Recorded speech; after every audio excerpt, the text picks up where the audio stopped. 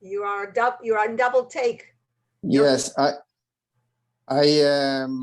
I'm having some internet problems, so I'm having two phones. If you want to hear this. Okay.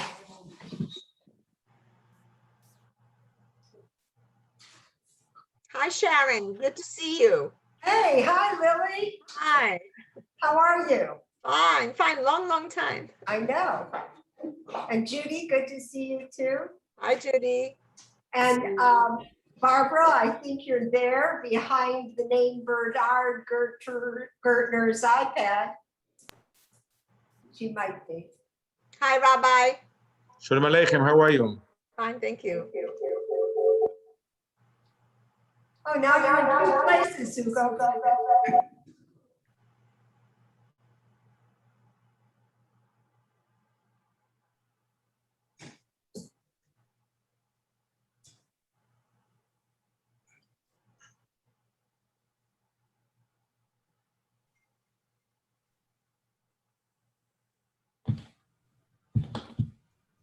Can you hear me? Yes. Okay, so I may have some internet issues. That's why I am connected with two different devices. One through the internet and another is through my phone. Okay, so if I lose the main device, I will switch to my emergency phone. Okay. So Okay. it's the twins Hurvitz. Yes, exactly. That's my plan B. Okay, once again, welcome everybody. If you're not on mute, please, can everyone mute themselves except for Dr. Hurvitz and Rabbi? Thank you.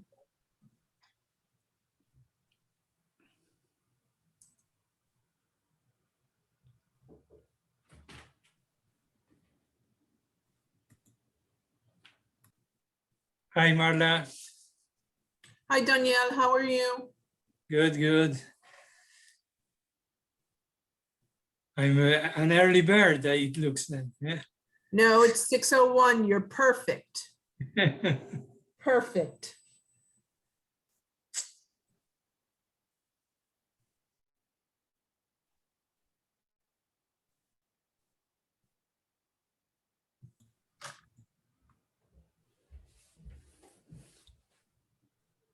We take another minute and we will begin, okay?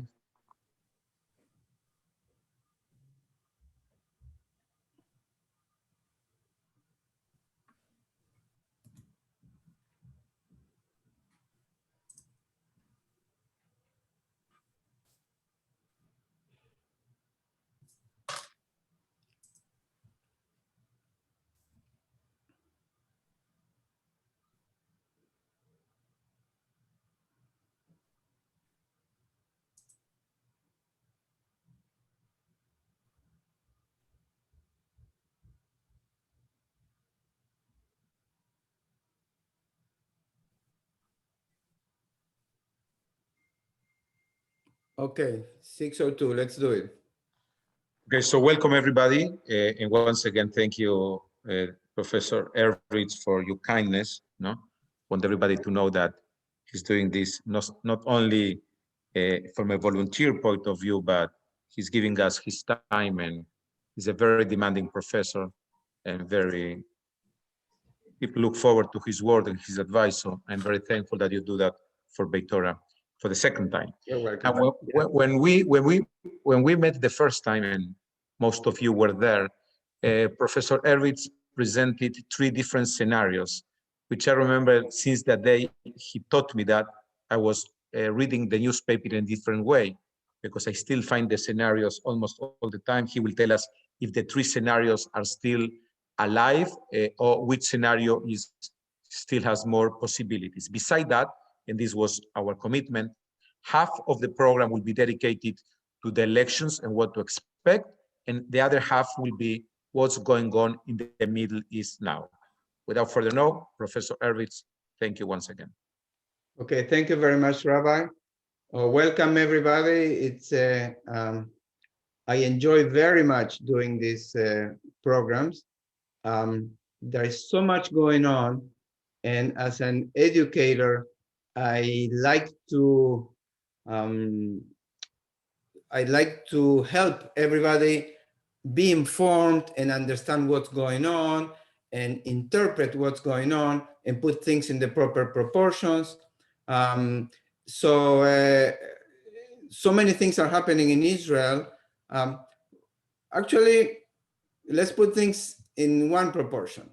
Nothing really terrible is happening, okay? So fortunately, there is no war, there are no acts of terrorism. You know, some of the really bad news of the last 20 years, it's not happening. Okay, so, but there are things that are of concern, that are annoying, that really shouldn't be happening, and we will go through all of that. Okay, many of you participated in the previous lecture. The previous lecture was on March 18th, 5 days before the March 23rd elections. So that is about 5 weeks ago. And we discussed a number of scenarios based on the polls, and we will be talking about that. Let me start sharing my screen.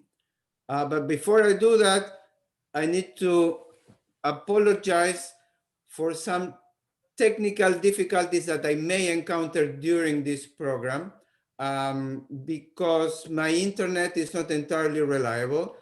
If I lose an internet, it will be for a couple of minutes, but I have a plan B. I will switch immediately to my phone and I will continue lecturing without the PowerPoint, and then the internet will come back and I will continue, okay? So that's just a technical problem that I hope doesn't happen, but just in case.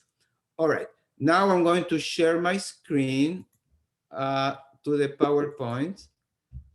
There we go, and go into presentation mode. There we go. Okay. All right. So the title for today's lecture is Understanding the Latest Developments in Israel and the Middle East. And it's really funny because when Rabbi Roisman and I decided on the title of the lecture, it was right after the elections, and we didn't know if by the time of April 28th there will be a government, there will be a new government, will Netanyahu be the prime minister, will we have new elections? So that uncertainty is still with us. That's why the title is kind of neutral, Understanding the Latest Developments in Israel and the Middle East. Okay, so for those of you who are not familiar with my background, I lived in Israel for many years. I was born in Argentina. I studied in Israel at the Hebrew University, and then I studied in other countries. I studied in England and in the US, and I got a PhD in economics at Indiana University, and I've been an academic for all my life. And I've been living in Miami, in South Florida for many, many years as a professor at Barry University and at Nova Southeastern. I am the director of a study abroad company called Forum Nexus Study Abroad, which runs summer programs in Europe. And of course, now we are coping with the uncertainty of the pandemic, but things are headed in the right direction. So we're all optimistic that we are seeing the light at the end of the tunnel. And what better indication that we are seeing the light at the end of the tunnel, that Betora is introducing hybrid services with outdoor services in person. So that is a symbol, the signal that we are really moving in the right direction. And I've been a member of Betora for many, many years. I am in love with this congregation, and I'm so happy that Rabbi Roisman is organizing this series of lectures on such an important topic for our fellow congregants and other guests about what's going on in Israel and the Middle East. Okay, these are the topics for today's lecture. So what happened in Israel? So let's process it. What happens, what does it mean, and what's going to happen now, because everything is still open-ended. Anything else happening in Israel? What else is new in Israel besides the elections? I'll give you a hint. The pandemic news are very, very good in Israel. So we'll talk about that a little bit. Anything new with the Palestinians? I'll give you a hint. Yes and no. Yes, there are supposed to be elections in the West Bank and they are about to get canceled. So we will talk about that. Then I will refresh your memory. No, then we want to talk about the broader Middle East. You're all familiar with the Abraham Accords. We'll review that, what's happening with that. That is the agreement, the peace treaty between Israel and the United Arab Emirates and other countries, Arab countries. And a topic that now everybody is talking about, what's happening with the nuclear deal with Iran. The US is going back to the negotiations with Iran. Is that a mistake? Is that a good move? We're going to talk about that. And then we're going to mention other conflicts in the Middle East. There's a lot going on. Last time, the lecture that I gave 5 weeks ago, we were supposed to talk also about the Middle East, but there was so much that we covered about the Israeli elections that we ran out of time. So I hope that this time we will be able to at least say something about the Middle East. Okay, now a reminder about how we started the lecture a month ago. Okay, I said, what emotion or sensation do you experience when talking about the Israeli political system? And I said, don't worry, I know what you're going to tell me. I know the answer, and that is bewilderment. Are we less bewildered now? Are we equally bewildered, or are we more bewildered? I think that we are even more bewildered now. Okay, we're feeling perplexed and confused, and we don't know what's going to happen. So I'm going to repeat the funny pictures that I used a month ago, because everything applies today. Remember, you look like this. What is going on? Right? We are perplexed. What is going on? We are bewildered. And in the course of this lecture, I will try to explain or try to come to some understanding. So this is the same slide that I used a month ago before the election. And we were all asking ourselves, what, another election in Israel? That's number 3. Okay. No, that was number 4. And now we're talking about number 5. And there is a mishmash of all these names, these political leaders arguing with each other and screaming at each other, and Netanyahu. And now this is today's update. This is a new slide. This is today's update. Do I have good news for you? No good news to report. The soap opera continues, okay? And it is possible that we're headed to a 5th election, but as of today, it's not the most likely outcome, okay? So I have that piece of good news. I mean, I'm now adding my own personal forecast, okay? It's a possible outcome, it's not the most likely outcome, but I have a new picture reflecting our bewilderment. Okay, please go back to a normal, stable political system. Okay, now let's get into the nitty gritty, all right? So these are the results of the March 23 elections, organized just like I did last time in the pro-Bibi camp, the anti-Bibi camp, and the undecided.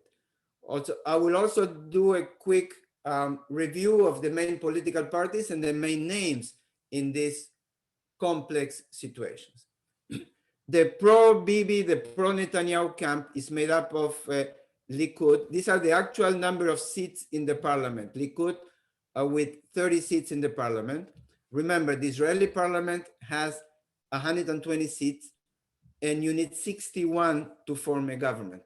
You need the support of 61 members of parliament to form a government. So which bloc will reach the coveted number of 61? Likud has 30.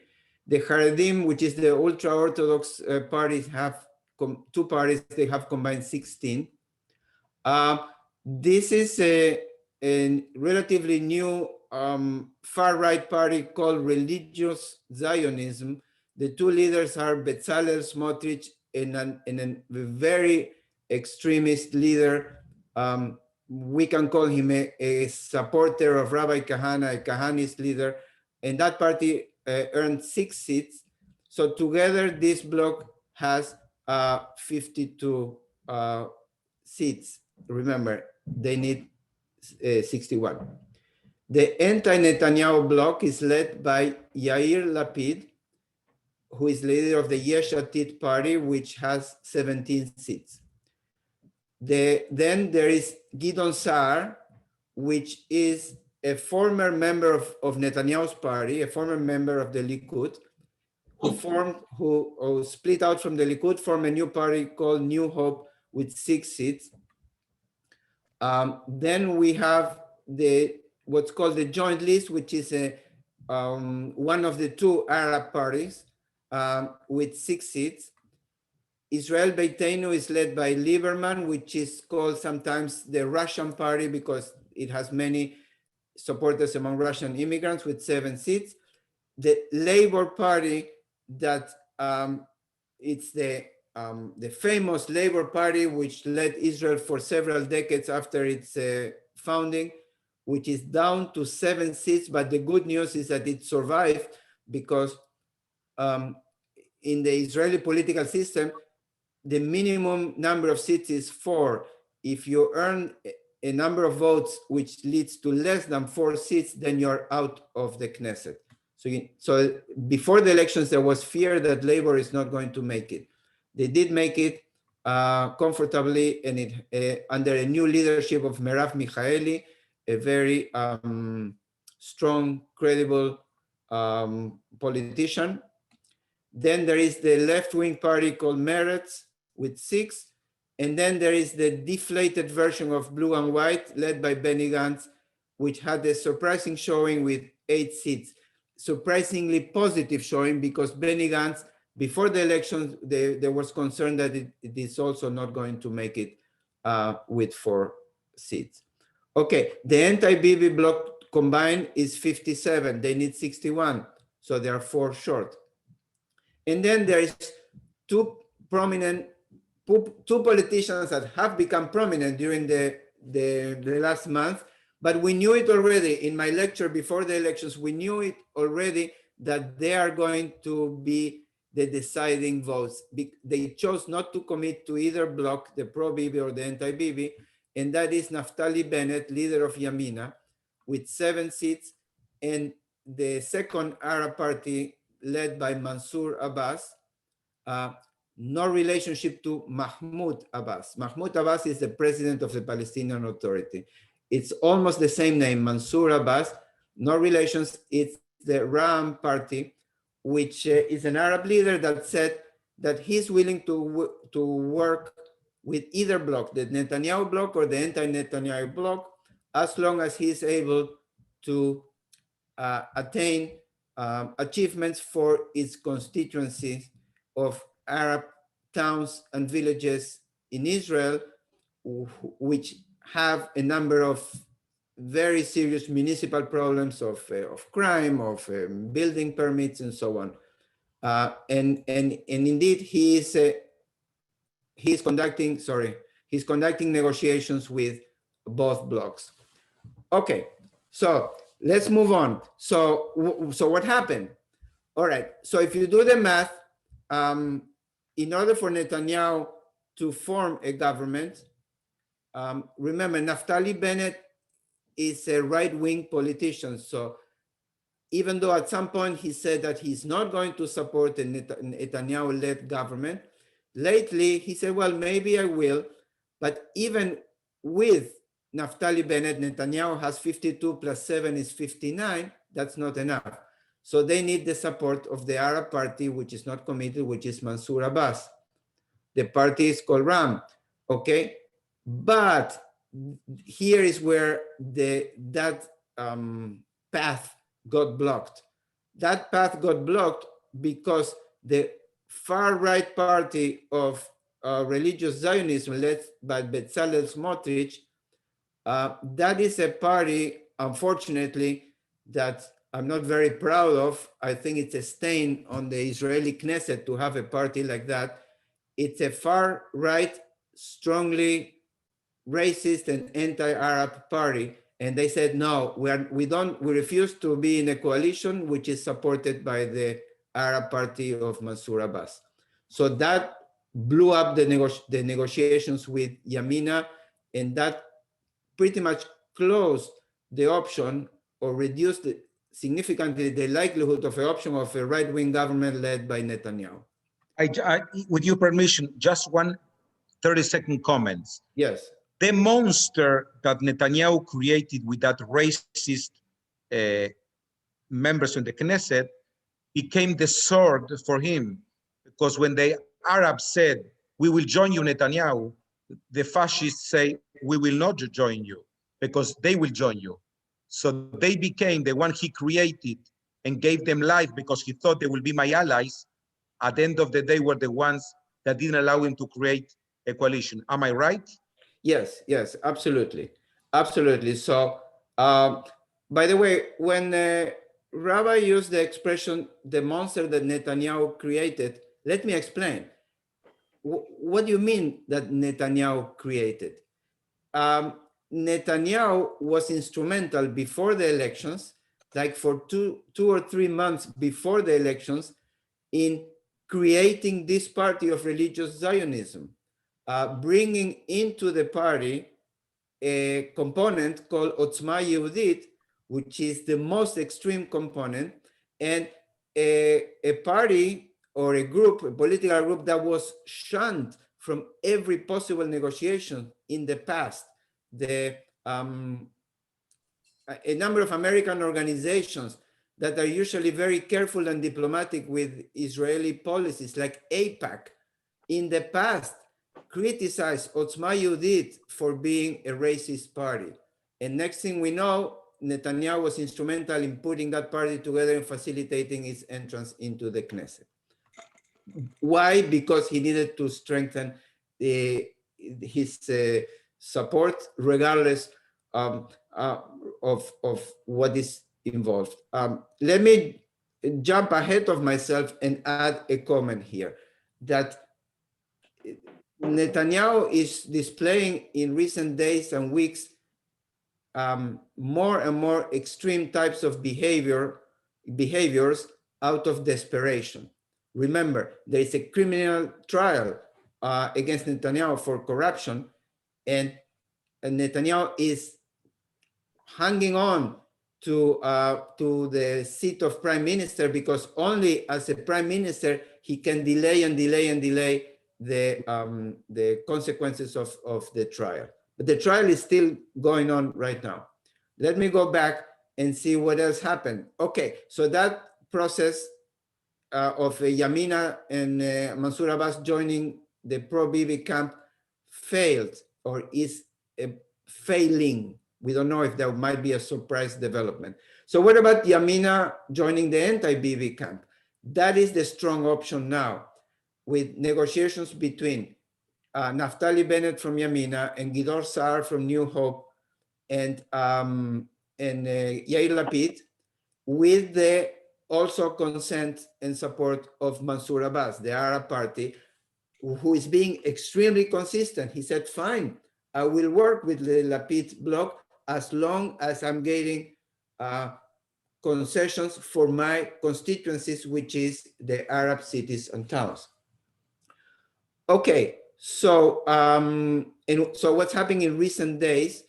What I didn't tell you is that Netanyahu has less than a week left in order to attempt to form a government. So the way that the system works is that the president, Reuven Rivlin, decides who will get a first chance to form a government. And 3 weeks ago, he gave Netanyahu 1 month to form a government. Why did he give Netanyahu that chance? And why didn't he give it to Yair Lapid? That was another soap opera that happened 3-4 weeks ago, right after the elections, because a number like Gidon Saar, which is part of the anti-Bibi bloc, was supposed to recommend Lapid to be the one in charge of forming the government, but he didn't.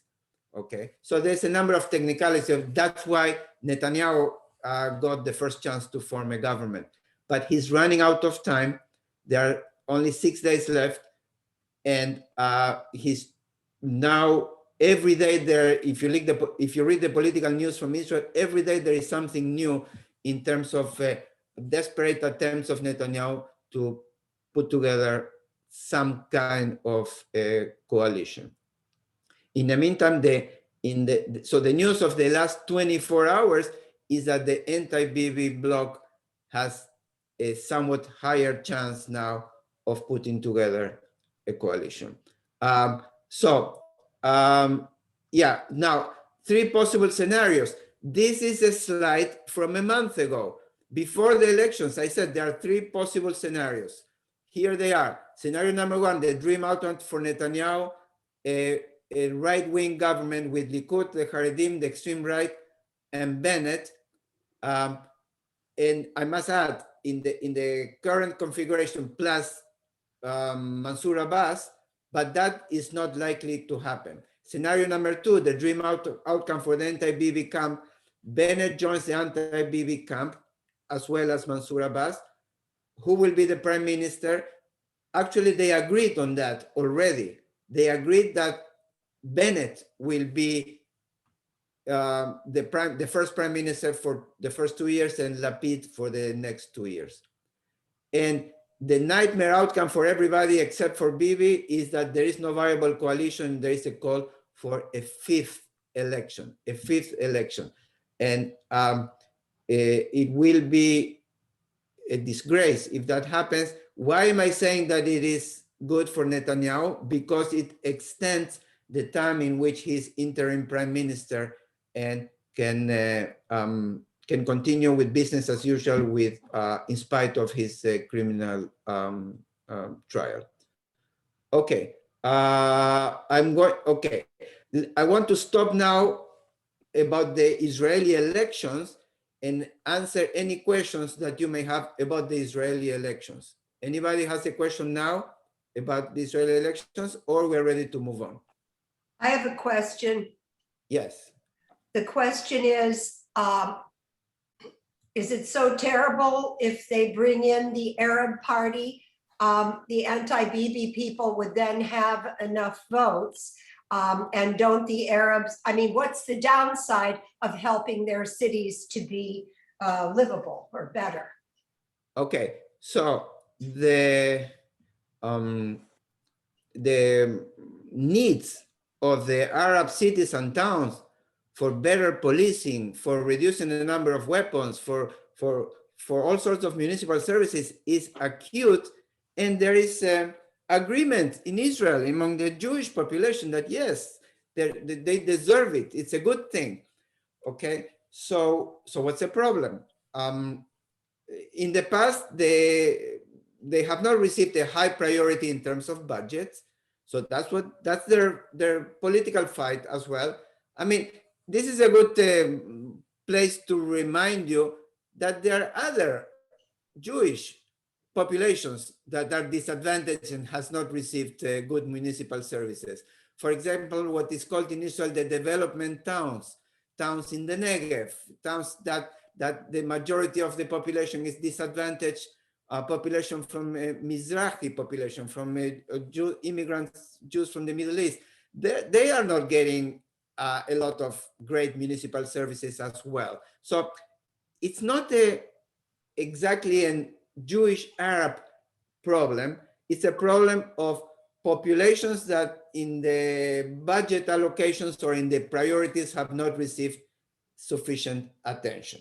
Okay, having said that, now to your main question. So what's the problem? Why not welcome an Arab party to any governmental coalition from the right or from the left? And my answer to that is there shouldn't be any problem. There shouldn't be any problem at all. Only for questionable reasons, borderline racist reasons of not treating Arab citizens as normal citizens of the state of Israel. 20% of the population of Israel are Arab citizens.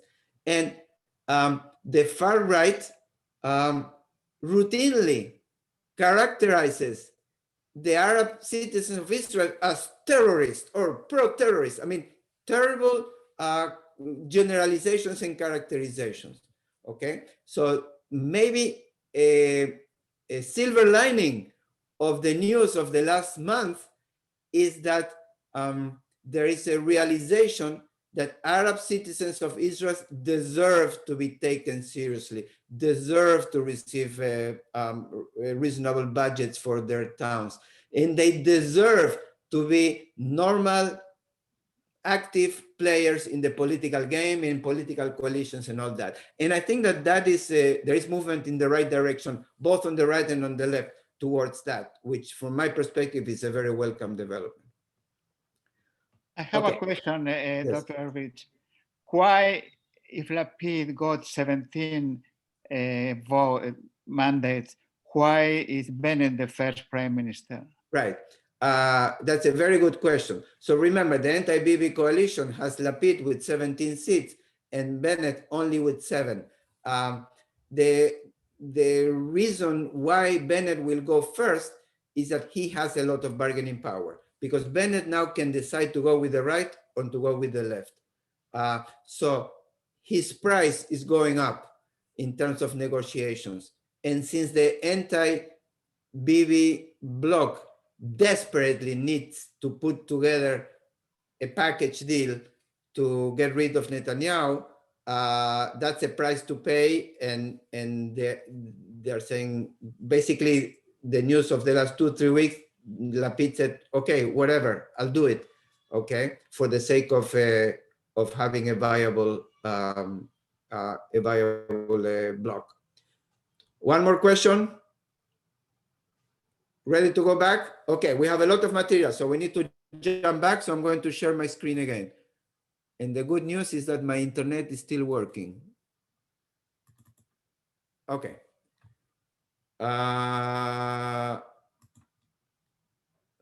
Okay, so what else is new in Israel besides the election? Let me check the time. Okay, good. COVID-19, excellent news. Excellent news. Israel is a world leader in Israel is a world leader in vaccinations. And life is going back to normal. The concern with COVID-19 is not over. So it's not that the pandemic ended in Israel, okay? There are still pockets of problems. I just heard the news. I am glued to the news from Israel now for the political saga, but I also I'm paying attention to the COVID development. There are some issues of some schools, some teachers that, you know, so not everybody is vaccinated. The children are not vaccinated yet. There's a plan to vaccinate children. So, but all in all, life in Israel is going back to normal in a big way. And it's fantastic. I mean, I talked to my relatives in Israel, I talked to my friends in Israel, and they're all very, very happy and relieved. Okay, so there is hope at the end of the there's a light at the end of the tunnel for us. By the way, by world standards, so Israel is way ahead, but the US is doing very well right after Israel, right? Let's say 2-3 months behind Israel. Europe is doing worse, and unfortunately, we have huge, terrible problems in Latin America. We have terrible problems in Brazil, really bad situation. And of course, during the last week, we have witnessing the terrible problems that we have in India. So unfortunately, the situation is very, very mixed, but it's great in Israel. By international standards, it's great in Israel, and it's pretty good in the US with the widespread availability of vaccines. What else is going on in Israel? Some unfortunate developments, but fortunately, there was a concern that they will get worse and worse, and they haven't. What happened? About a week ago, there were frictions, and maybe 2 weeks ago, they started frictions with the gangs. That's really the terminology. Gangs of Arab youth and gangs of far-right Jewish youth. okay? Far right and ultra-Orthodox. There were some localized fights and attacks and demonstrations, and the police had to intervene. And that's in Jerusalem. And then there were also a focus of friction in Jaffa. Jaffa is, the Arab majority town right next to Tel Aviv.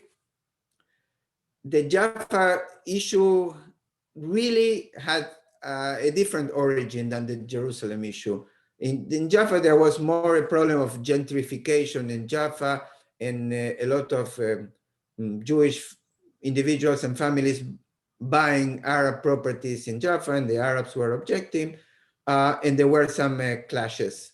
Nothing major, but just a tension, an unwelcome tension, but especially in Jerusalem.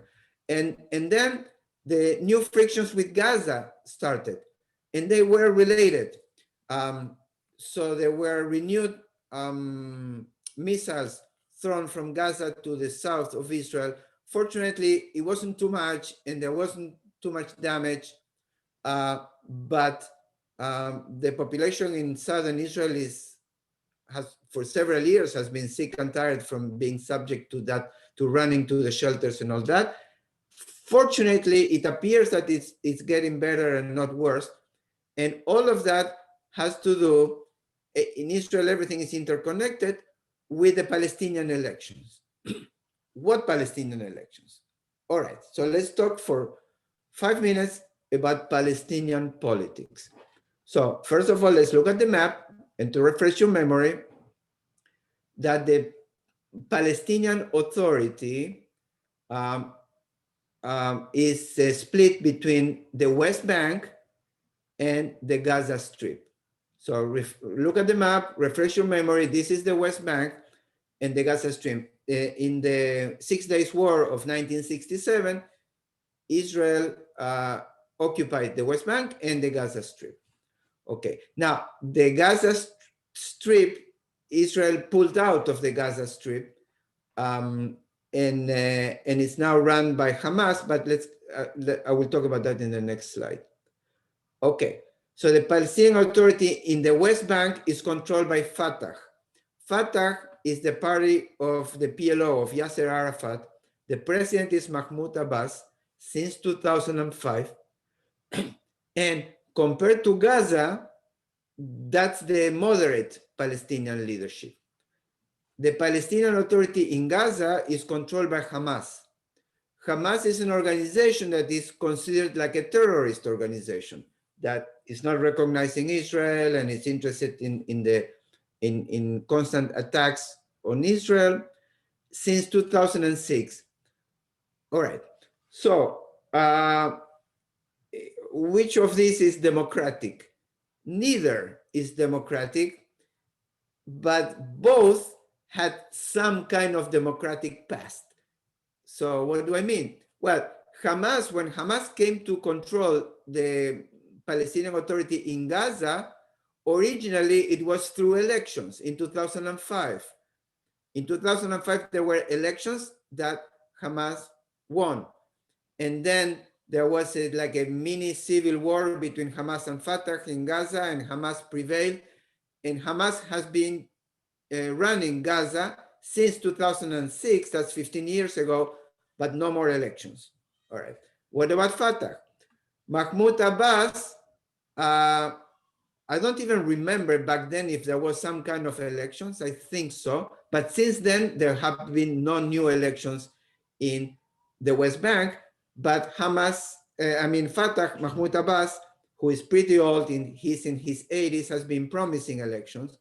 For some reason, in January of this year, Mahmoud Abbas, finally, after years of no elections, he said, okay, let's have an election in May, next month, May of this year. So the elections are still on for next month, but there were all sorts of developments that we're not going to get into. And for example, the candidates from Fatah, there's more than one candidate, and they split the vote. And a Hamas candidate is running in the West Bank elections, and all the forecasts, all the predictions are for the Hamas to win those elections. Wait a moment. Hamas winning the elections in Gaza was not really good news. It brought about a very autocratic and terrible administration to Gaza. So nobody is really very excited about the possibility that Hamas will come to power in the West Bank. So the solution was to cancel the elections. It hasn't been announced yet, but it's very likely that the elections will be canceled. Okay, so how does that relate to the friction in Jerusalem and the bombing from Gaza? That's a way for Hamas from Gaza to send a signal to Israel and to the Palestinian Authority that they are not very happy with the cancellation of the elections. Okay, there is no need to go deeper into this issue. So to summarize, there is a whole new development in Palestinian politics. Apparently the elections will be canceled, and Hamas from Gaza is acting up to show its displeasure. But my analysis is that it's not going to be a major problem or a major destabilizing development. We don't think. I don't think, but you can never be sure. Time. Okay. Now let's talk about other issues in the broader Middle East.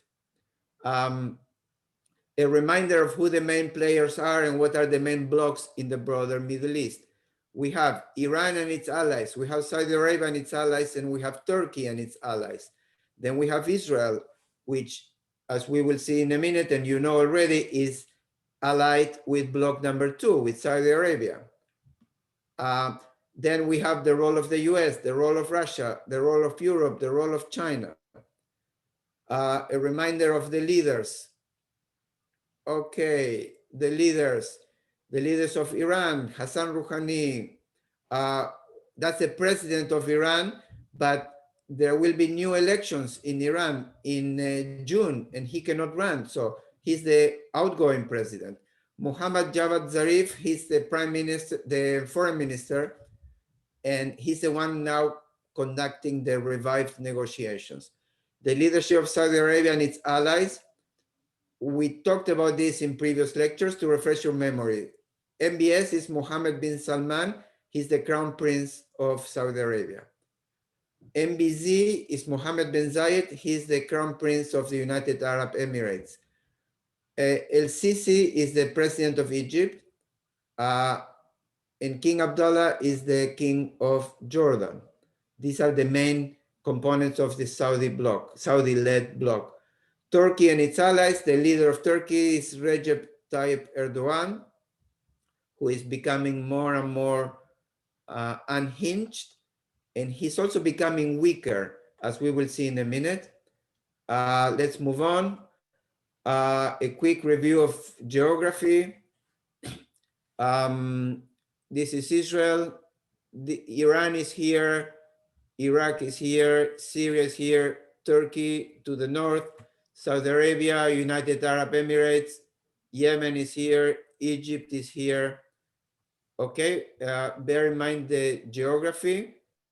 And now let's look at, let's go back to this map without labels for you to practice. The reddish countries are members of the Iran-led bloc. The big red one is Iran. Next to Iran is Iraq, which is to a substantial extent a puppet of Iran, but not 100%. Then there is Syria, which is to a substantial extent a close ally of Iran. And then we have Lebanon, the tiny one north of Israel, which half of Lebanon is 100% a puppet of Iran, and that is the Hezbollah group. Then we have the greenish group, which is the big green one is Saudi Arabia. The light green here is the United Arab Emirates. Then we have Egypt as an ally of this group, and Jordan. And Israel is now in yellow, but Israel by now is a full-fledged member of the green group. And then we have the purple group, which is Turkey to the north. And only one country is a close ally of Turkey, which is tiny Qatar, here next to Saudi Arabia. Qatar is an ally of Turkey. But let's move on because we don't have much time. So the allies of Iran are Hezbollah in southern Lebanon, Iraq to some extent, especially the Shiite militias. The prime minister of Iraq, Mustafa al-Kadhimi, is somewhat of a puppet, but not 100%. The Syrian regime and the Houthis in Yemen. This is a big deal. Iran has a significant footprint in Yemen, which is south of Saudi Arabia, supporting one of the groups in Yemen, which is called the Houthis. Then, of course, Iran has a substantial footprint in Gaza, supporting Islamic Jihad and also supporting the ruling group, which is Hamas. Let's move on. So here, a reminder of Iran's friends, Iraq, Syria, and here is Yemen supporting the Houthis. Okay, Saudi Arabia and its allies, the United Arab Emirates, Egypt, Bahrain, Kuwait, Jordan, and now Israel. Turkey, Qatar. Turkey supports Hamas in Gaza. Turkey is also involved in Libya. It supports one of the sides in the civil war in Libya. Turkey, of course, was a strong supporter of Azerbaijan in the recent war with Armenia that Azerbaijan won. And Turkey is supporting the Northern Cyprus, which declares itself as an independent republic. And Turkey supports this movement, the Muslim Brotherhood, everywhere in the Middle East. Okay, let's now run to discuss the Abraham Accord. We talked about this in previous presentations on the Middle East, so a reminder. The Abraham Accord is a baby of the Trump administrations. From my perspective, so that's one of the positive legacies of the foreign policy of the Trump administration. It was negotiated or announced in September 2020 between Israel, the United Arab Emirates, and Bahrain. So there is a whole narrative that goes with the birth of the Abraham Accords. It had to do with Netanyahu threatening to annex the parts of the West Bank, the Jordan Valley, and then a deal worked out apparently by Jared Kushner that said, wait a minute, if you do that, it will be terrible. Don't do it. I have a better idea. I can bring the United Arab Emirates to the table in terms of normalization, claiming that thanks to him, you did not annex the Jordan Valley. That was the narrative, and that's exactly what they did. The United Arab Emirates does not really care about the West Bank or the Palestinians. They just wanted to normalize relations with Israel for a number of reasons that I will detail in the next slide. Okay. So in order for a deal to be worked out between Israel and the United Arab Emirates and Bahrain and some other countries, it was necessary to change the perspective of the conventional wisdom. What was the conventional wisdom? The conventional wisdom was that peace between Israel and the Palestinians is a prerequisite for normalization. If there isn't a deal between Israel and the Palestinians, nothing else will move. Nobody, no Arab countries will recognize Israel. There will be no normalization. So who espoused that point of view? All the Arab countries, all the Muslim countries, the US in the past through the various administrations, and the Europeans. So it was like accepted conventional wisdom.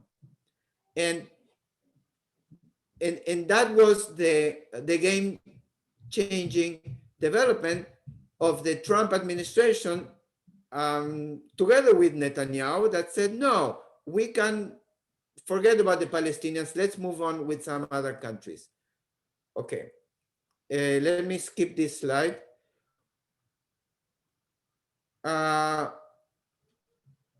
So why did it happen now? The normalization with the Arab countries. Okay, the most a common fear of Iran as an existential threat towards Israel, an existential threat towards the Gulf countries, Saudi Arabia and United Arab Emirates and Bahrain and Kuwait. There are other factors, the decline of the importance of oil and gas. The US no longer needs oil from the Middle East. There is the whole climate change debate and the need to develop clean and renewable sources of energy. So for example, United Arab Emirates are at the forefront in research and development and new technologies. So they want to deal with Israel. They need cooperation with Israel, who is a it's a country, it's a leader of cutting edge research and innovation. Israel is in renewable energy, in medical technology, in agriculture, in irrigation, artificial intelligence, telecommunications, space programs. I mean, it's amazing the achievements of Israel in all sorts of new technologies. And so United Arab Emirates is a country that really wants to work with Israel and startup companies with all sorts of projects related to all of these areas. Okay, so there has been normalization. And so what is the impact on all these other players? So let's see. The impact on Iran, the impact of the Abraham Accords. So obviously, the Abraham Accord negotiated during the Trump administration was a movement in the wrong direction as far as Iran was concerned, because it was a consolidation of the link between the US, Israel, Saudi Arabia, and the United Arab Emirates as a strong bloc against Iran, as a strong anti-Iran bloc. Now, in a minute, we will see that that is changing with the Biden administration. So what is the impact on Turkey? Turkey is feeling left out of the game in general. Turkey, the leader of Turkey, Erdogan, is kind of a loose cannon in Middle Eastern politics, and it's feeling left out and is now trying to reposition itself with the US and reposition itself with Israel and with Saudi Arabia and with Egypt. And I'm going to jump ahead of myself, but already, since we're talking about Turkey, many of you may have noticed that yesterday or the day before, the Biden administration for the first time admitted that the Ottoman Empire actions against the Armenians in 1915 were an act of genocide. And that is, from my perspective, a courageous admission that no other US administration in recent ever was willing to go that far for fear of Turkey as a strategic player, a NATO member, and so on. So one of the reasons that the Biden administration decided to go ahead and do it now is because Turkey is weakened. Turkey's power or influence in the Middle East is declining. Okay, now we're talking about the Abraham Accords. What's the impact on Saudi politics? Within Saudi Arabia, you notice that Saudi Arabia has not joined the Abraham Accords, because Saudi Arabia, the internal politics in Saudi Arabia is much more complicated than the internal politics in the United Arab Emirates. There is the influence, the power of the clerics in Saudi Arabia is much larger. So, and also in Saudi Arabia, the Mohammed bin Salman, MBS, is not the king. He's the son of the king. He's the crown prince. And the king is much more conservative. The king is still, the king who is old and probably may die soon, is not ready to move towards normalization with Israel. And what's the impact on the Palestinians? Well, of course, the Palestinians were very upset by the Abraham Accords because it was basically sidestepping any priority given to negotiations with the Palestinians. The Abraham Accords basically said, well, you know, the Palestinian issue can wait. We just have more important business to take care of right now, between normalization between Israel and United Arab Emirates and Bahrain, and later came Sudan and Morocco and so on. And the Biden administration is maintaining that line, but with a few changes. Okay, let's talk about the Iran nuclear deal because we're running out of time. So just because we're running out of time, let me pause and give you a chance to ask more questions. Okay, I'm stopping the share and I'm ready to take some questions. Because the rabbi wants us to finish by 7. Any questions now? Anybody in the chat? Okay.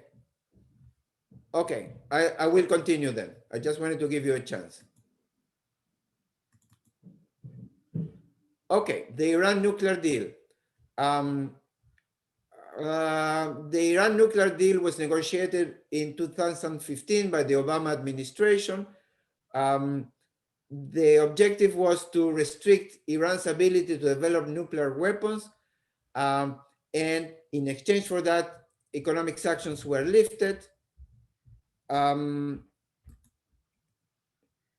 It was a multilateral agreement involving the US and France, Germany and Britain, the European Union, but also Russia and China.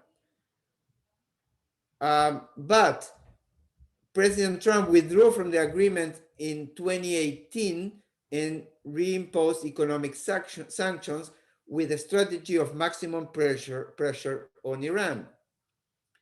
Now, Iran, as part of the agreement, Iran agreed to reduce its centrifuges and be subject to inspections and a bunch of other things, but there were important components that were not included in the agreement, and such as Iran's development of long-range ballistic missiles and Iran's involvement in a number of conflicts in the region.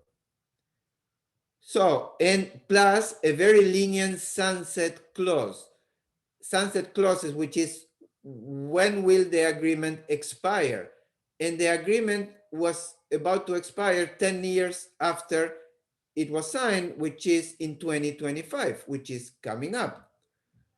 Okay, so was it a good agreement or a bad agreement?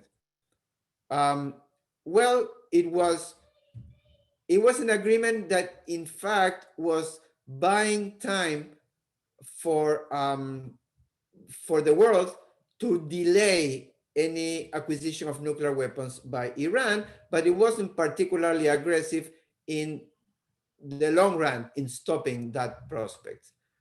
So there were all sorts of developments that I can skip this. The Biden administration, what is the Biden administration going to do? So for one thing, the Biden administration decided to renew the negotiations with Iran and to go back to the agreement. Now, what about the improvements to the agreement? The Biden administration is claiming that it will work on that after the agreement is in place. The US will seek to introduce changes to the deal. What are the chances of success? Well, it's not clear. We don't know yet what's going to happen. Israel is strongly against the return of the US to the nuclear deal. The Biden administration claims that they are going to be careful, that they want to go back to a spirit of negotiations, but they are willing to extend the agreement, to expand the agreement, and to include issues that were neglected before. I'm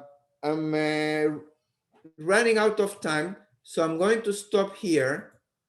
And Rabbi, you want to make any comments, and maybe people want to ask some questions. What I will say first, I want to thank you. I think you should, if everybody knows that you have more to share. Maybe you take another 10 minutes. I need to run to a Shiva house, but I know you have so much.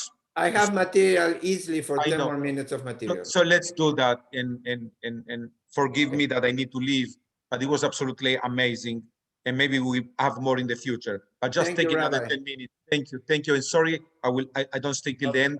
I run to a Shiva house. Bye. Okay, thank you, Rabbi. Okay, so let's stay an extra 10, 15 minutes. I have a lot of material. Any questions at this point? Don't be bashful. If you want to say something, raise your hand or, okay, let's move on. Yes, yes, and I need to unmute you. I will. Okay, Daniel.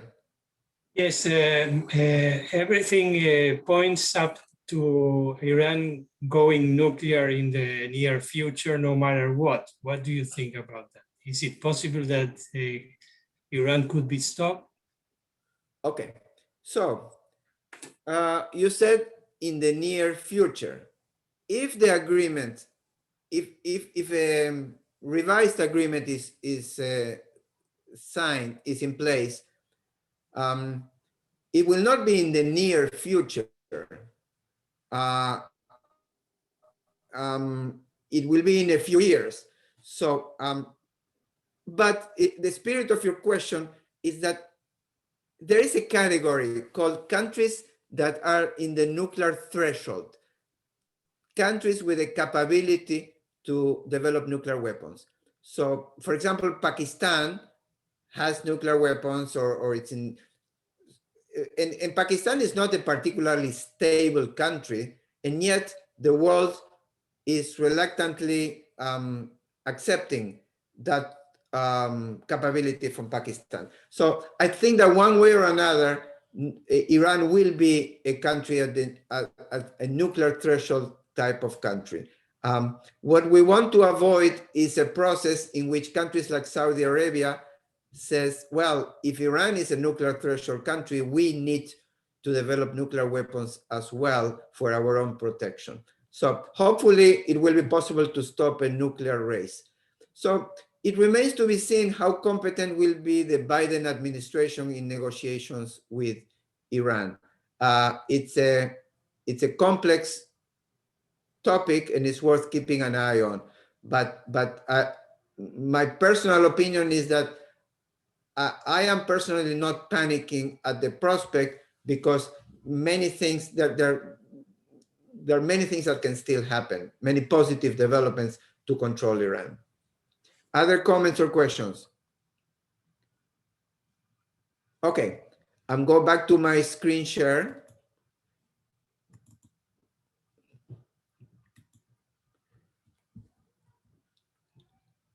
Okay, so will Biden support the momentum of the Abraham Accords? Back to the Abraham Accords.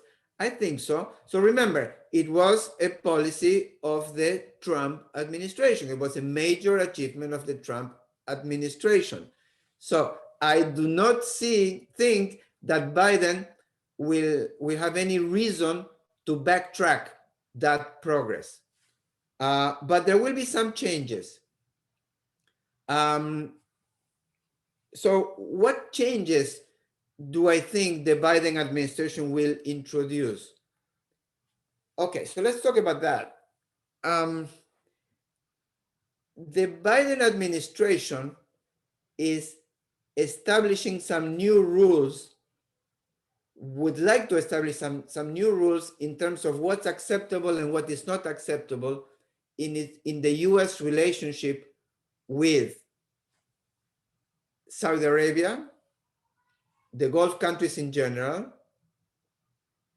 with Turkey, with Russia, with China, and ready for this, with Israel, okay, with or without Netanyahu.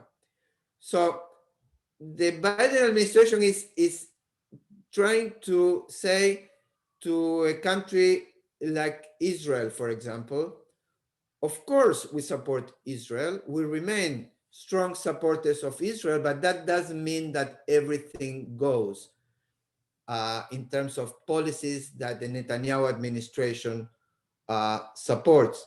For example, in terms of settlements or in terms of any negotiations with the Palestinians or in terms of annexing the parts of the West Bank. Wait a minute, easy. Same thing with Saudi Arabia, with Mohammed bin Salman, with MBS. MBS could get away with, so there is an expression that we can use. MBS during the Trump administration could get away literally with murder, because of the assassination of Jamal Khashoggi. So my reading of the emerging policies of the Biden administration is that we remain allies of Saudi Arabia, but easy. Not everything goes. For example, Saudi Arabia has had a brutal involvement in the war in Yemen. The war in Yemen against the Houthi rebels has been conducted in a brutal manner by Saudi Arabia, with massive bombardment of civilian areas and causing loss of life, tremendous loss of life due to hunger and the blockade of food, and much of that with the military support of the US. So the Biden administration is saying, no, things are not going to continue like that. The Biden administration also, regarding Saudi Arabia, is having a renewed emphasis on human rights as a major, not a major, but an important component of the US foreign policy. Okay, so support for the Abraham Accords, yes, but not everything goes as usual. Now, in the negotiations towards the Abraham Accords, as I said before today, the Palestinian question was totally ignored. So Palestinians were totally outside of the picture. It is very likely that the Biden administration will attempt to include the Palestinians into the picture, to bring them back and to try to jumpstart any negotiations. Now, there are so many things up in the air with what will be the next Israeli government and what will be the next Palestinian government, that it's a little premature to worry about that. But my prediction is that it will happen. Now, I want to spend a few minutes reminding you of other conflicts in the Middle East, because the list is long. The Syrian civil war is still going on, and it's still complicated, and it's still messy, and it's still bloody, with the involvement of all the usual suspects. So the serious involvement of Russia, and a serious involvement of Iran, and a serious involvement of Turkey from the north, and all sorts of groups. In countries like Saudi Arabia and the United Arab Emirates and Qatar, they each support different groups inside the Syrian conflict. And Israel is involved in the Syrian civil war. Why? Because Israel, for the last several years, the Israeli Air Force has been bombing Iranian affiliated militias or groups with a presence in Syria. And Israel has also been bombing arms shipments to Hezbollah going through Syria. Okay, so that remains an ongoing conflict. What else? The Yemen civil war, as I said, remains active. It's very painful, it's very bloody, it's very tragic. And perhaps there is a decent chance that in coming months, with pressure from the Biden administration, there will be a movement towards some kind of resolution. The Libyan civil war is getting better because there is a ceasefire and there is a unified government, except that many people are not very optimistic that the current ceasefire and the attempt to have a unified government will survive. So the Libyan civil war for now is on standby. The crisis in Lebanon is ongoing. There is a political crisis in Lebanon. There is a an economic crisis in Lebanon. So the situation in Lebanon is very tenuous. Lebanon is a country that is very important in terms of the Israeli concerns about what's going on in Lebanon. So we need to keep an eye on Lebanon. The good news of the ongoing crisis in Lebanon is that, remember, one of the main threats to Israel is the missiles from the north, the missiles from Hezbollah against Israel. And Hezbollah has a very, very powerful number of missiles pointed at Israeli cities and in the north and elsewhere in the country.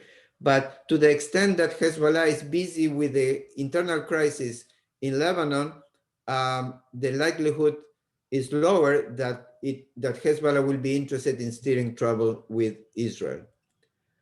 This conflict between Azerbaijan and Armenia is not exactly in the Middle East, but it's related to Turkey, and that war ended with the triumph of Azerbaijan. So that conflict has been settled.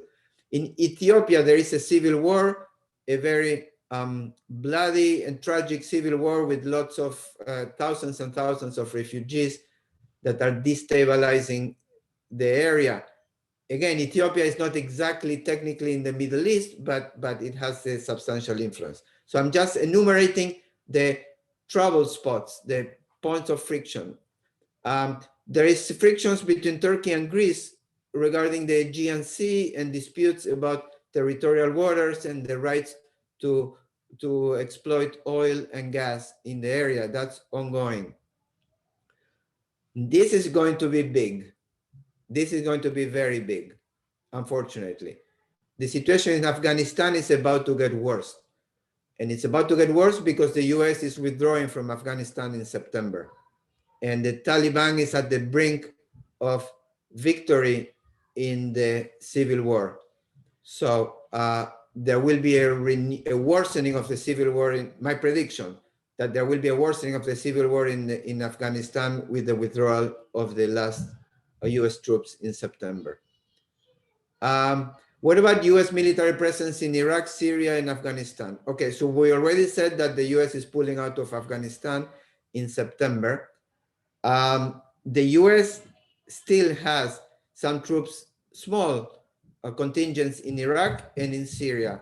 For now, in Syria, they are staying. In Iraq, it depends on the new government. There will be elections in Iraq, so we'll see what happens. So that's another issue that we need to keep an eye on. The number of troops is relatively small. Okay, so we're talking about a few thousands in each country. This is a conflict that has been solved. The GCC is the Gulf Cooperation Council, which is basically Saudi Arabia and United Arab Emirates and Kuwait and Bahrain. For several years, they imposed a blockade on Qatar. Qatar was the odd one out in the group. There was a blockade on Qatar for a number of strange reasons. Remember, Qatar is an ally of Turkey. So it has been an independent player in the region, but probably related to the triumph of the Democrats in the elections, in the recent elections, they decided to wrap up this conflict and to normalize relations with Qatar. Now, those two conflicts are ongoing, and it has to do with ISIS and Al-Qaeda in Africa, Boko Haram in Nigeria and Al-Shabaab in Somalia. These are destabilizing. So Boko Haram has a substantial footprint in northern Nigeria. It's Islamist group affiliated with ISIS, involves once in a while in all sorts of terrible operations. Al-Shabaab, same thing in Somalia. So again, so these are ongoing destabilizing presences of groups that are supported either by Islamic State or Al Qaeda. So the threat of ISIS and Al Qaeda is not over. Fortunately, it's not as acute as it has been a few years ago, but it's still an ongoing concern.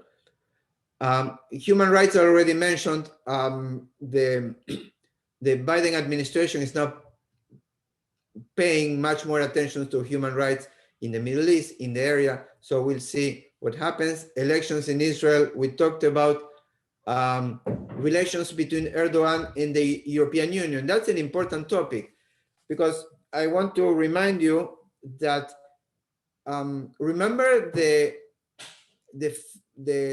inflow of refugees into Europe in 2015, the big inflow from Syrian and Afghan refugees that enter Europe through Turkey and Greece, and then Bulgaria and Hungary.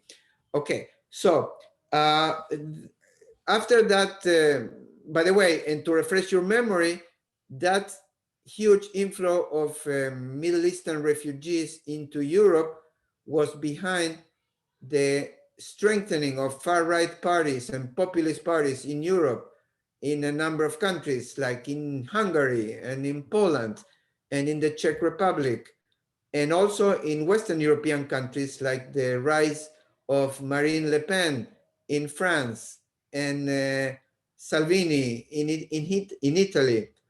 So a deal was worked out, as many of you remember, between the European Union and Turkey and Erdogan regarding preventing the continuous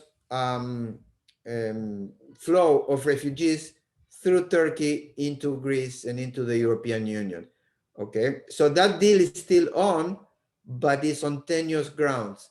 And every couple of months, Erdogan renews his threats to renege on the deal and to allow for thousands of refugees to flood Europe again. So that's an ongoing issue. Okay, so I'm going to stop here and give you a few minutes to ask questions, and I'm going to put up this information. Any of you who want to contact me, you can write down my email address, and you're very welcome to contact me with any questions or issues. Okay, now let's open the floor to questions, and whoever wants to ask a question, please, if you raise your hand, let's see, any questions? I'm not sure I see everybody. Oh, yes. Okay, go ahead. Professor Hurvitz, first of all, I want to thank you so much for such an extensive presentation on the Middle East. It's a topic that you could be talking, or anybody could be talking for years, actually. And at the end of those years, probably we wouldn't understand the roots and the solutions. Now, you expanded also to the world itself with that in the last part of your presentation with your assessments of conflicts around the world. It's a pretty bleak situation worldwide, starting with a little Israel and then expanding around the world. And I would like to hear your opinion on if there is any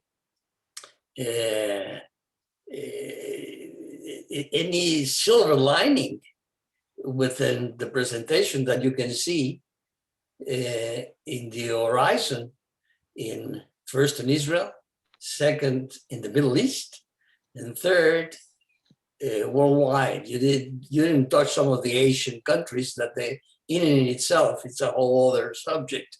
But nevertheless, we know that the involvement of China in the African countries and the Middle East is pretty heavy, very, very quiet, but it's very intense economically and building the infrastructures of those countries. So if you can Okay. expand a little So, bit on yeah, that. all right. So let me think how to respond to your excellent points. Is the situation terrible around the world? Yes or no? Okay. So because I have mixed opinions. I don't think it's that bad. So let me see what are the points of light. Okay. So first of all, I didn't really talk about the world. I talked about the Middle East and a little more in countries near the Middle East. Okay. In the broader world, actually there is more tourists. Okay. Because I didn't even talk about the very serious problems with Russia and with China. Okay. So yeah, we are entering a period in which there is now a Cold War with Russia and a Cold War with China. Okay. It's not a catastrophic thing. I mean, we have survived other Cold Wars before, but it's and of the two, China is much more powerful than Russia as a country, as an antagonist country. Okay, but I wanted to point out 2 points of light. So optimism. Okay, so my optimism is that in order to face global problems like the pandemic or climate change, it is very important to have cooperation in the world among the leading superpowers, the leading countries. And the good news from my perspective of the Biden administration is that is bringing about a return of the United States to the world, to its traditional allies. So, for example, the relations between the U.S. and Europe is going back to what it was, going back to normal. Relations between the U.S. and NATO, the North Atlantic Treaty Organization, the military alliance, is going back to what it used to be. So these are crises that were, from my perspective, moving in the wrong direction during the Trump administration, and now is returning to what used to be the old normal, which is consensus between at least the Western countries, between Europe, the US, Canada, Japan, Australia. Okay, so that's good news. Now, so at least if there are challenges, for example, posed by Russia, we have now a more united Western policy. And if there are challenges from China, we also, it's important to have a united alliance of NATO and the US with the European Union. Okay, so those are some points of light. And then in terms of the Middle East, the very fact that the Abraham Accords happened and that there is a rapprochement between Israel and a number of Arab countries, that's a very positive development. It's a very positive development, and it's likely to continue. Now, we talked about Iran, and is it bad news or good news if there is a renewed nuclear deal with Iran? Well, in the short term, it's good news because it will be a pacification it will be moving away from the brink. That's what we want. We want to move away from the brink. And I think that in a number of areas, we are moving away from the brink. Okay. Then there is the open questions: what will happen with Russia? What will happen with China? But we'll have to wait for the next lecture to see what's happening with them. Okay. Thank you. We have time for 1 or 2 more questions. Anybody else? If you're raising your hand, I'm not sure I see you. Okay. All right. So we're going to wrap it up here. So thank you everybody for participating. So I urge you, okay, so wait, let me wrap it up talking about Israel again and the elections. Okay, so how do we feel about the elections? And we are bewildered and maybe sick and tired of this ongoing saga, but let's calm down, let's be patient. One way or another, Israel will have a new government. And perhaps with the help of today's lecture, you're better equipped to follow the daily soap opera of what's happening, who is creating an alliance with whom. And but like I said at the very beginning of today's lecture, none of those developments for Israel are catastrophic. There is no war, there are no terrorist acts. You know, the COVID situation in Israel is getting much better. So yeah, so let's put things in proportion. Let's follow the ongoing saga in Israel. We agree that Israel has a terrible political systems in terms of how the structure of the system, but it's not going to change anytime soon. It's not that the American political system is great, like the Electoral College and all that, but don't get me started, okay? So it is what it is, and yeah, there is room for optimism. In spite of everything, there's room for optimism. Things are not that bad, and eventually they will find its own equilibrium. So those are my parting words. Thank you very much, everybody. Thank you.